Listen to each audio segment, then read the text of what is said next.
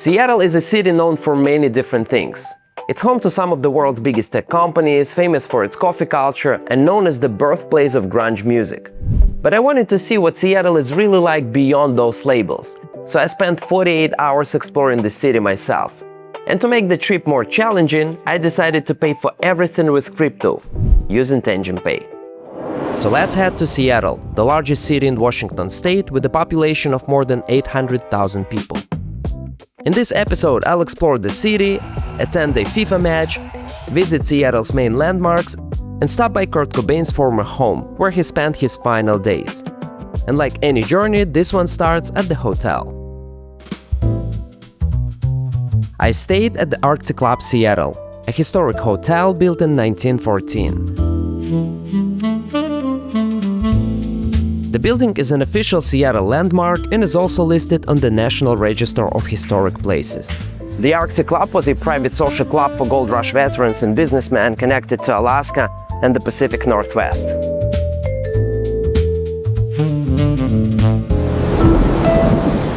The Alaska shipping lanes are ours. We just need the hulls to move the timber. You can still see that history throughout the hotel. The walls are covered with old photos of the club's members, and outside the building is decorated with 27 giant walrus hats. After a quick check-in at the hotel, I went for a walk to find some coffee. And by the way, coffee is a huge part of Seattle culture. The very first Starbucks opened here in 1971. But the city's coffee scene goes far beyond Starbucks. Just a couple of blocks from my hotel, I found a cool local spot called Cherry Street Coffee House. Hello. Hi, how's it going? Good, how are you? Good. What can I get started for you? Can I have an Americano, please? Americano? Awesome. And your name? Fred. And as promised, I'll be paying for everything on this trip with crypto, using Tenjin Pay. It works just like a regular debit card, except I'm spending stable coins instead of dollars.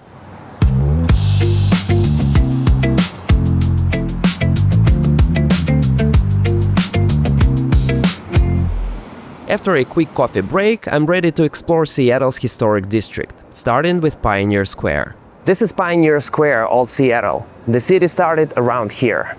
Most of what you see today was built after the Great Seattle Fire of 1889, which destroyed much of the original downtown.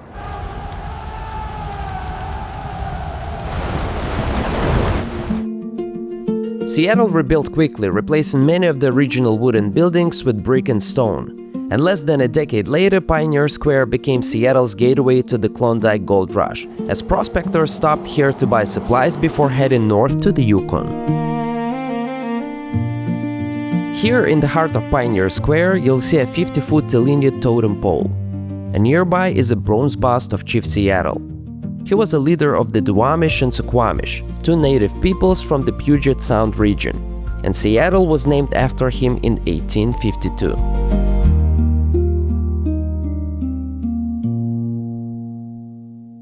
Just a short walk from the square, rising above the neighborhood is Smith Tower. Smith Tower opened in 1914, and at the time it was the tallest building on the West Coast. When the tower opened on July 4, 1914, more than 4,000 people rode its elevators to the 35th floor observatory. From Smith Tower, I kept walking toward the Occidental Square. The plaza was already decorated with flags and FIFA banners. They were setting up each side at the square, a fan area with activities, drinks, and giveaways.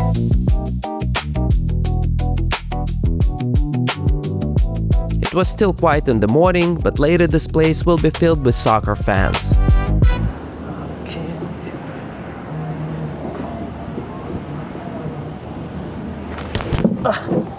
Next, I wanted to check out Seattle's famous Waterfront.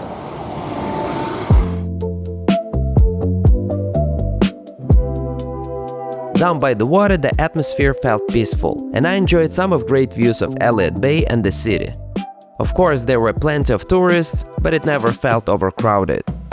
Reflections dancing on the harbor wall. I'm watching shadows as the sunlight falls. The rhythm tempo with a steady beat. Oh, the water glows in the violet haze, lost in the rhythm of these golden days. Bass lines pulsing like a heart in time. Everything flowing, everything is fine. For some reason, even the smallest things made me happy here. For example, I had never seen what happens when someone puts soap in a public fountain. Well, now I know.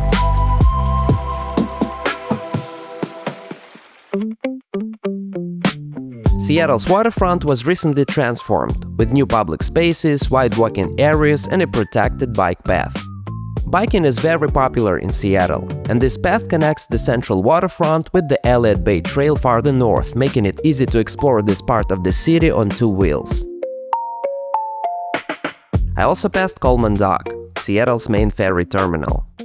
Ferries leave from here for Bainbridge Island and Bremerton, connecting downtown Seattle with communities across Puget Sound. A little farther from the waterfront, I found the swings and decided to spend a few minutes simply enjoying the moment.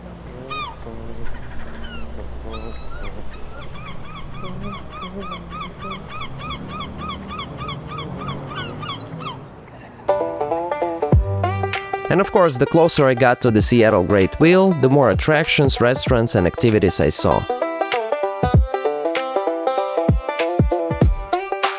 As I mentioned earlier, Seattle played a major role during the Klondike Gold Rush, and that history still lives on in the name and theme of Miners Landing. Seattle's waterfront became the launching point for gold miners chasing fortune during the Klondike Gold Rush. Move that crate! Clear the way!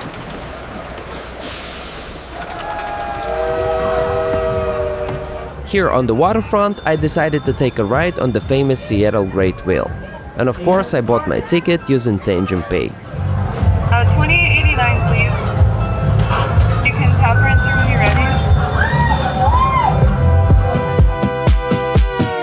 ready. The Great Wheel opened in 2012 and stands about 175 feet tall.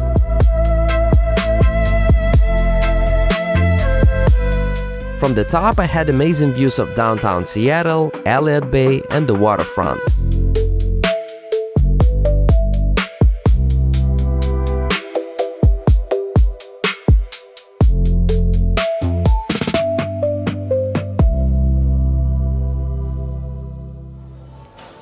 The exit from the wheel takes you through the food court at Miners Landing.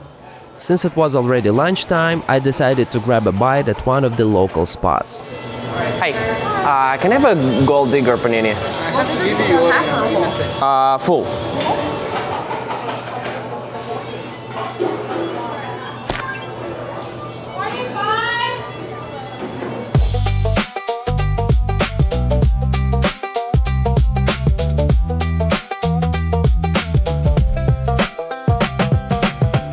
After a quick lunch, I headed back to the hotel to get ready for the FIFA match. My partner Tangent got me a ticket to this iconic FIFA round of 16 match, USA vs Belgium. Unfortunately, I can't bring my camera because cameras are strictly prohibited, even small ones. But luckily, I can still use my smartphone. There was one last thing I had to do before heading to the stadium: put on my Tangent jersey. Now I'm ready. Let's go! Lumen Field is just a 15-minute walk from my hotel, and it's located right there.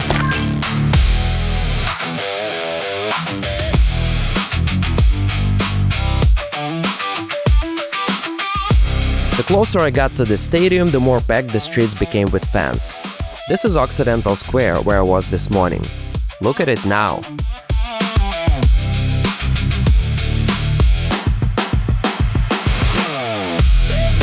And this is what Pioneer Square looked like before the game. Fans without tickets could watch the game on this huge screen.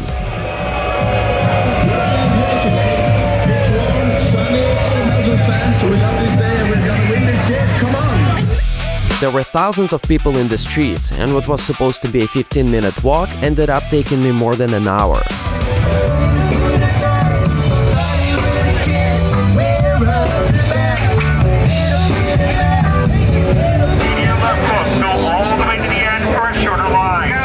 While I I was on my way to the stadium, I noticed quite a few people around me using Kalshi to trade soccer markets. And it's no surprise that Kalshi is becoming popular in the US. It's the first FTC-regulated US exchange to offer perpetuals. With perpetuals, you don't buy the asset itself. Instead, you trade the direction of its price. If you think the price will go up, you go long. If you think it will go down, you go short. You can make or lose money in either direction.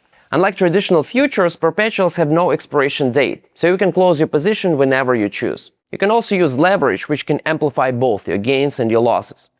Liquidation risk is real, so make sure you understand the risks before trading. Kalshi lets you trade across different categories, including some of my favorites: crypto, culture, and sports. Use my referral link in the description to sign up for Kalshi. Trade $25 for the chance to earn up to $500. This FIFA match wasn't just about the game itself. It felt more like a small festival with all kinds of activities. I spent some time in the fan zone before heading to my seat.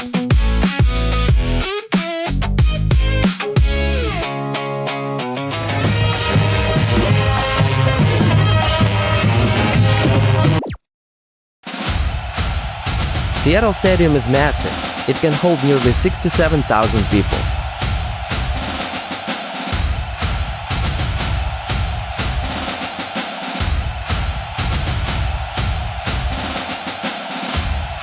And now it's game time.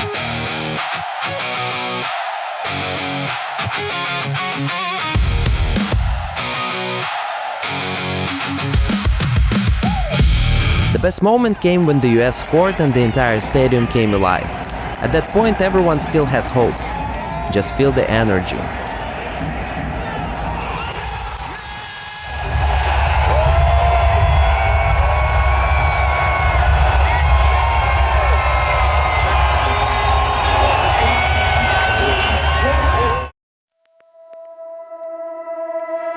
Even though the US didn't win, it was still an incredible experience. After the game, soccer fans packed the bars around the city, while I headed back to my hotel to get some sleep before another day in Seattle.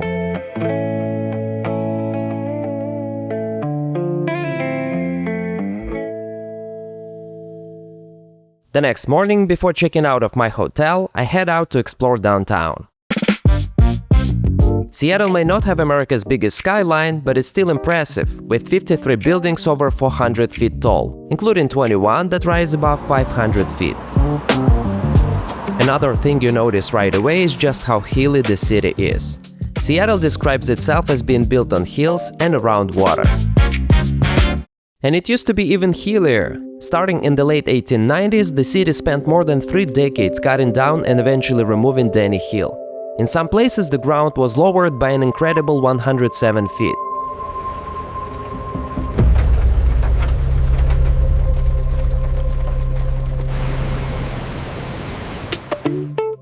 Now let's talk about the city budget. Seattle's total budget for 2026 is nearly $9 billion, larger than the national budgets of around 70 countries. And remember, we are talking about a city here, not a state. That's pretty impressive. Of course, a city budget this large depends on a strong local economy. Seattle is one of the world's biggest tech hubs. Amazon was founded here, and Microsoft is headquartered just across the lake, in nearby Redmond. It's also home to some of the world's wealthiest business leaders, including Bill Gates and Steve Ballmer.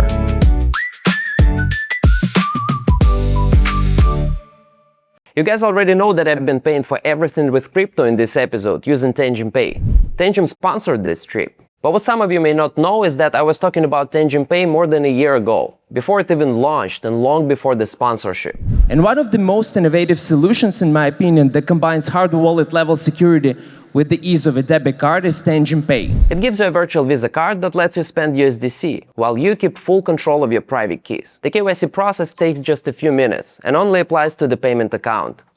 Once it's complete, your virtual Visa card is issued within minutes.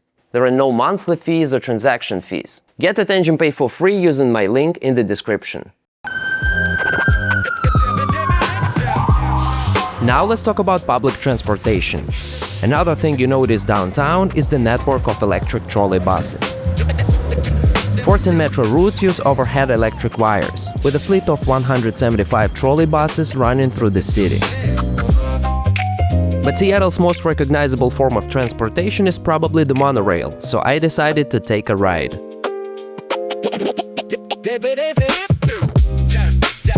And of course, I bought my ticket with crypto, using Tangent Pay.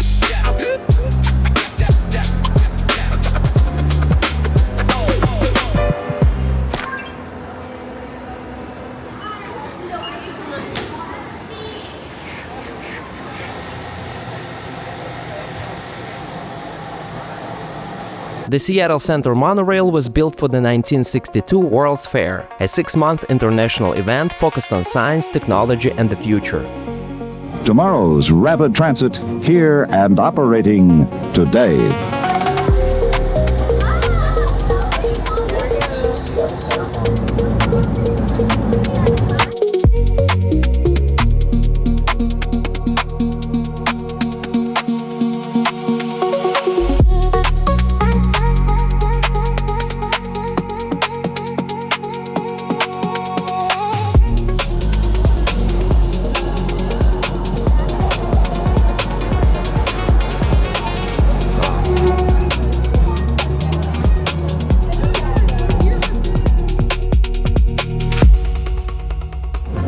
Well, we made it right on time. And this is the Space Needle. Alright guys, I made it to one of Seattle's most iconic landmarks, the Space Needle. This is probably the most recognizable symbol of Seattle. The Space Needle stands more than 600 feet tall. At the top, two observation levels offer 360-degree views of the city, Puget Sound, and the surrounding mountains. The Space Needle is located at Seattle Center, a cultural and entertainment district that's home to museums, theaters, and the International Fountain.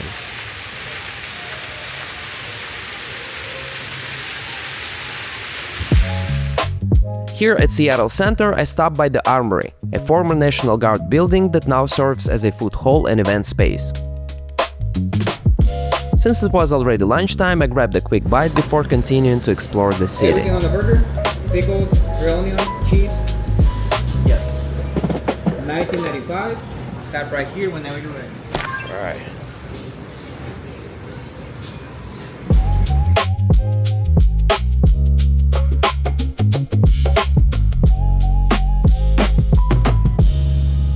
I still had a few hours before my flight, so I decided to stop by one of local music stores.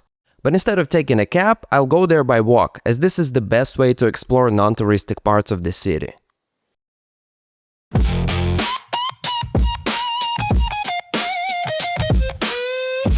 Did I already mention that Seattle is hilly?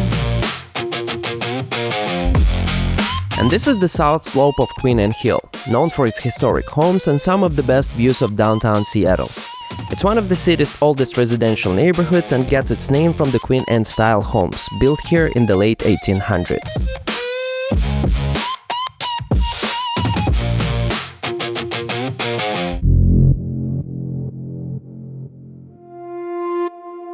As I approached the Lake Washington Ship Canal, I could see the Aurora Bridge in the distance, officially known as the George Washington Memorial Bridge. But I crossed the canal on the Fremont Bridge, which connects Queen Anne and Fremont. Opened in 1917, it's one of Seattle's oldest drawbridges and one of the most frequently opened in the country.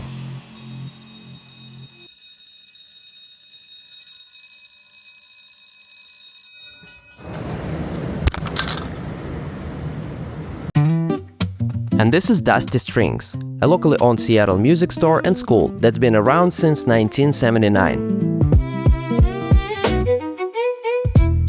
Inside you'll find a huge selection of string instruments.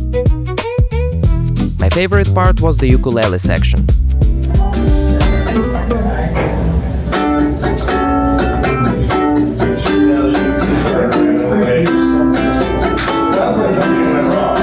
After spending some time looking around, I decided to buy one. And of course I paid with crypto, using Tangent Pay. Cash or card today? Card.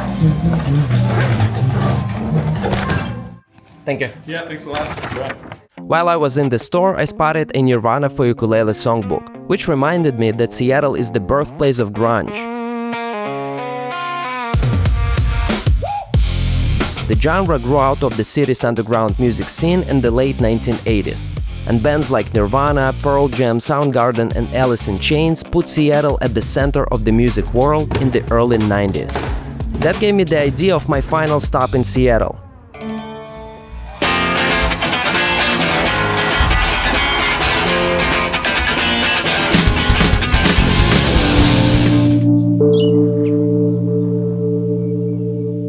This is Viretta Park, and for more than 30 years, Nirvana fans have come to this bench to leave messages and pay tribute to Kurt Cobain.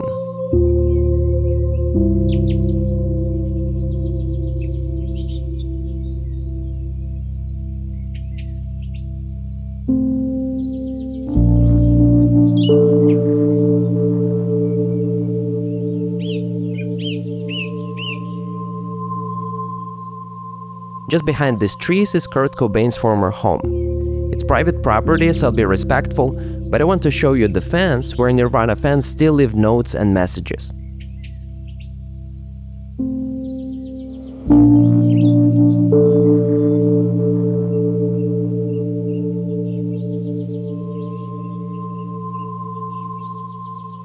Hello. Say hi to the spirit of Kurt.